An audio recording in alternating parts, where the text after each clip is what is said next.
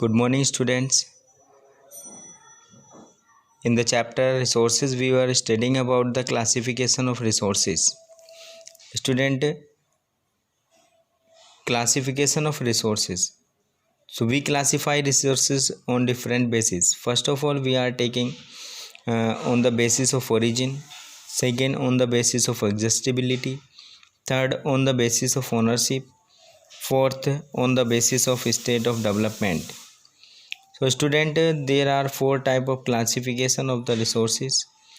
Yesterday we read about on the basis of origin and on the basis of exhaustibility, and in this part of the video we are studying about the classification on the basis of ownership. Student, on the basis of ownership, resources are of four type. Number one, individual resources. Number two, community owned resources. Number three, national resources. Number four, international resources. So individual resources में आ जाती हैं जो किसी व्यक्ति की personal property होती है, जैसे कोई प्लॉट है, कोई फील्ड यानी खेत है, या हाउस हमारा अपनी पर्सनल प्रॉपर्टी होती है, कार है, बुक है, etcetera. Student, community owned resources के बारे में अगर बताएं तो ये वो रिसोर्सेज हैं, these are the resources which are owned by a community, or in other word we can say that in these types of resources the right of the community is equally। हम कह सकते हैं कि ये जो resources हैं community के द्वारा इक्वली यूज़ की जा सकती हैं, जैसे कि विलेज पॉन्ड्स हैं, पब्लिक पार्क हैं, प्लेग्राउंड हैं। और नेशनल रिसोर्सेज के बारे में, these are the resources which are equally used by the citizen of a country, such as rivers, forest, canals, wild life sanctuaries etcetera. तो ये वो रिसोर्सेज हैं जो नेशनल यानी राष्ट्रीय स्तर पर, नेशनल लेवल पर या पूरे कंट्री के लोग उनको जॉइंटली यूज़ कर सकते हैं, जैसे reverse, forest, canals, wild life centuries होती हैं। नेक्स्ट है इंटरनेशनल रिसोर्सेज। इंटरनेशनल रिसोर्सेज वो होती हैं जो एक कंट्री से दूसरे कंट्री में शेयर होती हैं, या एक कंट्री से भी ज़्यादा, मोर देन 2 कंट्रीज शेयर कर सकते हैं, जैसे सी है, ओशियन है, मिनरल्स हैं, oil, gas, rocks, mountains and valley. Sea जो होता है उसके आसपास वाले जो कंट्री होते हैं, जो कोस्टल एरिया पर आने वाले कंट्री हैं, वो कंट्री उसको जॉइंटली यूज़ कर सकते हैं, इन पर किसी की कोई बाउंडेशन नहीं होती है। Same as oceans. मिनरल्स होते हैं, मिनरल किसी कंट्री में कोई मिनरल होता है, किसी में कोई, डिफरेंट वेरिएशंस होते हैं मिनरल्स के। तो मिनरल्स की हर कंट्री में ज़रूरत होती है, इसलिए मिनरल्स को जो है एक कंट्री से दूसरे कंट्री को एक्सपोर्ट इंपोर्ट किया जाता है। सेम एज ऑयल किसी कंट्री में ऑयल नहीं होता है, किसी कंट्री में होता है, तो ऑयल एक कंट्री से दूसरे कंट्री को शेयर किया जा सकता है और उसके बदले दूसरी चीज़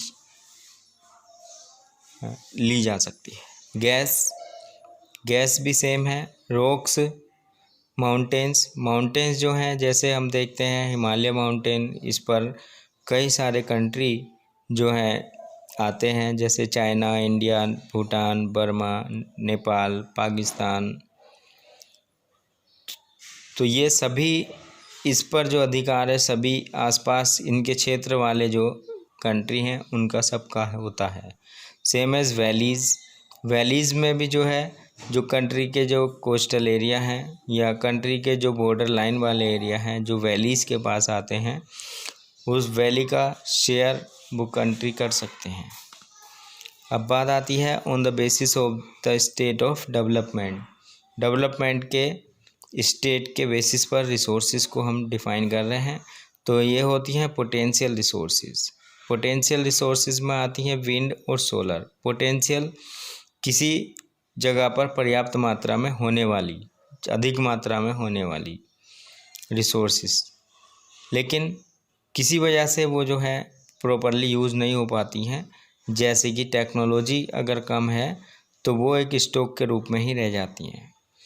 नेक्स्ट होती है डेवलप्ड रिसोर्सेज। डेवलप्ड रिसोर्सेज वो होती हैं जिनकी क्वांटिटी और क्वालिटी जो है पहले से ही जो है माइंड में होती है या डिटरमाइन कर ली जाती है कि इस एरिया में कितना कोल है, कितना पेट्रोलियम है, कितना आयरन है और कितनी रिवर हैं यहाँ पर, वो भी प्योर वाटर की और वेस्ट वाटर की।